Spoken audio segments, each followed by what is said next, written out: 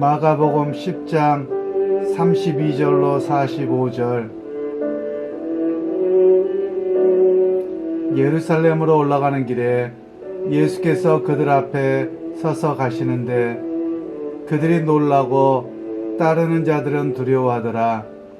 이에 다시 12 제자를 데리시고 자기가 당할 일을 말씀하여 이르시되, 보라, 우리가 예루살렘에 올라가노니 인자가 대제사장들과 서기관들에게 넘겨짐에 그들이 죽이기로 결의하고 이방인들에게 넘겨주겠고, 그들은 능욕하며 침뱉으며 채찍질하고 죽일 것이나 그는 3일 만에 살아나리라 하시니라.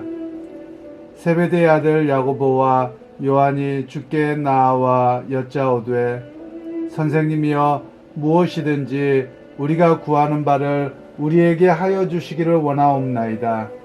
이르시되, 너희에게 무엇을 하여 주기를 원하느냐? 여짜오되, 주여, 영광 중에 우리를 하나는 주의 우편에 하나는 좌편에 앉게 하여 주옵소서. 예수께서 이르시되, 너희는 너희가 구하는 것을 알지 못하는도다.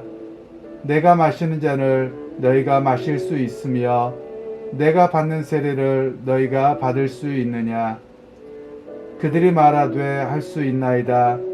예수께서 이르시되, 너희는 내가 마시는 잔을 마시며 내가 받는 세례를 받으려니와 내 좌우편에 앉는 것은 내가 줄 것이 아니라 누구를 위하여 준비되었든지 그들이 얻을 것이니라. 10 제자가 듣고 야고보와 요한에 대하여 화를 내거늘 예수께서 불러다가 이르시되, 이방인의 집권자들이 그들을 임의로 주관하고 그 고관들이 그들에게 권세를 부리는 줄을 너희가 알거니와 너희 중에는 그렇지 않을지니 너희 중에 누구든지 크고자 하는 자는 너희를 섬기는 자가 되고 너희 중에 누구든지 으뜸이 되고자 하는 자는 모든 사람의 종이 되어야 하리라. 인자가 온 것은 섬김을 받으려 함이 아니라 도리어 섬기려 하고 자기 목숨을 많은 사람의 대속물로 주려 함이니라. 오늘 말씀은 도리어 섬기려 하고 라는 제목으로 함께 말씀을 나누겠습니다. 앞에 본문에 주일 본문에는 이런 내용이 나와 있습니다. 부자 청년의 이야기가 계속 연결되어서 부자가 하나님 나라에 들어가기가 얼마나 어려운지라고 이야기를 하시면서 마치 낙타가 바늘길을 통과하는 것보다 부자가 천국에 들어가기가 훨씬 어렵다, 이렇게 말씀합니다. 이 말씀은 가능성이 없는 이야기예요. 왜냐하면 낙타가 바늘길을 통과 못하지요. 근데 그보다도 부자가 천국에 들어가기가 더 어렵다고 말씀하시는 것은 불가능하다는 겁니다. 그러면 왜 그런가 하면 사람의 마음이 이 땅에만 머물러 있기 때문에 그러합니다.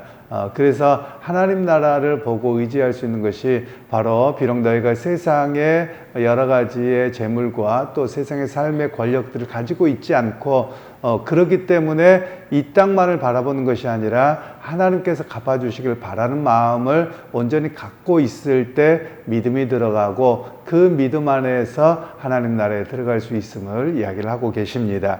그러면서 오늘 이제 주님께서는 예루살렘으로 올라가면서 당신이 당할 고난에 대한 이야기를 하십니다. 즉 거기에 올라가며 당국자들에게 넘겨져서 십자가에 못 박혀 돌아가실 것을 예고합니다. 그런데 제자들은 그 주님의 말씀을 듣지 못합니다. 듣지 못했다기보다도 깨닫지 못합니다. 왜냐하면 동일한 이야기를 들어도 자기 생각이 앞서 있고 들떠 있었거든요. 왜냐하면 수많은 대중들의 지지를 받다 보니 제자들이 기대하는 것은 예루살렘에 들어가서 다 뒤집어 엎어버리고 당신의 나라를 만들 것을 기대합니다.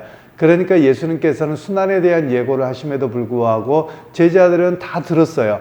들었는데도 그것을 바르게 깨닫지 못하고 오히려 주님 들어가서 우리의 소원하는 것을 들어주십시오 라고 이야기를 합니다. 그래서 너희가 소원하는 것이 무엇이냐라고 이야기를 할 때 야고보와 요한이 예수님 가까이 있었던 것 같아요. 그러면서 이 사람들이 예수님을 딱 가까이 붙어가지고 하는 이야기가 하나는 우편에 하나는 좌편에 세워주십시오 라고 이야기를 합니다.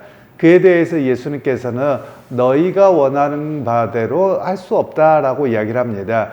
예수님의 좌편 우편에 앉은 것은 나중에 십자가에 못 박히실 때 강도들의 이야기로 주님께서는 이해를 하고 계시는 것이고, 너희가 결코 그런 자리에 있을 수 없을 뿐만 아니라 또한 세속적인 권위를 가진 그런 자리가 너희에게 허락되지 아니하였다라는 이야기를 하고 있습니다. 그래서 오늘 본문에서 제자들의 요구와 오늘 우리의 요구를 되돌아보게 하는 겁니다. 즉 제자들도 예수님을 따르면서 세속적인 바람만 가지고 있죠. 권력이나 또는 물욕이나 이런 것들에 대한 요구만 있는데, 오히려 주님께서 바라보게 하시는 것은 당신의 나라에 어떤 역사가 일어날 것인가를 바라보고 기대하게 하는데, 제자들은 거기까지 성장하지 못한 모습을 오늘 성경은 이야기를 하고 있습니다. 결국 그런 상황에서 10명의 제자들이 야고보와 요한 그리고 예수님이 이야기하는 것을 듣습니다. 그 듣고 나서 분개해야 합니다. 예수님 옆에서 가까이 조금 인정을 받는 것 같고 가까이 있다 보니 자기들만 제일 좋은 자리에 달라고 저렇게 하는 것을 보고 굉장히 그 10제자가 분개하고 있는 내용들이 나오게 되죠. 그래서 주님께서 그들을 다 불러다가 말씀하시기를, 너희가 구하는 것은 세상의 권력자들이 구하는 일이고 세상 나라의 모습인 것이다 라고 이야기를 합니다. 그러면서 너희가 정말 크고자 하면 섬기는 자가 되어야 된다 라고 말씀합니다. 그러면서 오늘 본문에서는 너희 중에 누구든지 으뜸이 되고자 하는 자는 모든 사람이 종이 되어야 한다 이렇게 말씀하세요. 이 말씀은 하나님 나라는 다른 종류의 것이라는 겁니다. 일반적인 나라의 개념은 세상의 나라는 높은 자가 되고 권력자가 되고, 그리고 권력자와 가까운 사람들이 경제적인 부를 누리게 되는 것이 일반적입니다. 이것은 세상 나라의 일반적인 통념입니다. 지금도 여러분 우리가 주변에 보면 뉴스나 여러 가지를 보면 대통령이나 또는 국회의원이나 또는 어느 높은 자리에 있으면 항상 따라다니는 것이 있죠. 권력으로 인해서 그 가까운 사람들, 친인척들 또는 이런저런 이야기들이 많이 있기는 합니다. 지금 대통령이 그렇다는 이야기가 아니라 일반적으로 그렇습니다. 그래서 가까운 사람들에게 어떤 영향력을 미치고 또 그들을 통해서 여러 가지가 주어지게 되는 그런 사건들이 계속 있죠. 예를 들면 지금도 지방정부가 되어서 시장이 되었다, 구청장이 되었다. 그럼 자기 혼자만 가는 것이 아니라 자기를 도왔던 사람들이 한꺼번에 가서 정무직 공무원을 합니다. 그래서 일반적으로 그런 이야기를 하더군요.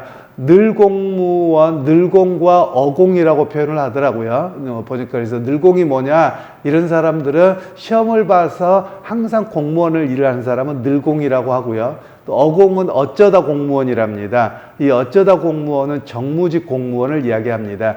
그러니까 시장이나 구청장이 이렇게 당선이 되면 자기 혼자 들어가는 게 아니고 자기가 일을 하기 위해서 자기가 임명할 수 있는 권한이 있는 조건들이 있어요. 그러면 그들을 데리고 들어가는 것이죠. 예를 들면 우리나라 대통령도 마찬가지입니다. 대통령을 뽑아 놓으면 대통령 혼자서 청와대에 들어가는 게 아닙니다. 그리고 대통령을 들어가면 대통령이 자기가 원하는 사람들을 장관들에 앉히고 비서실장이나 수많은 자리에 앉힙니다.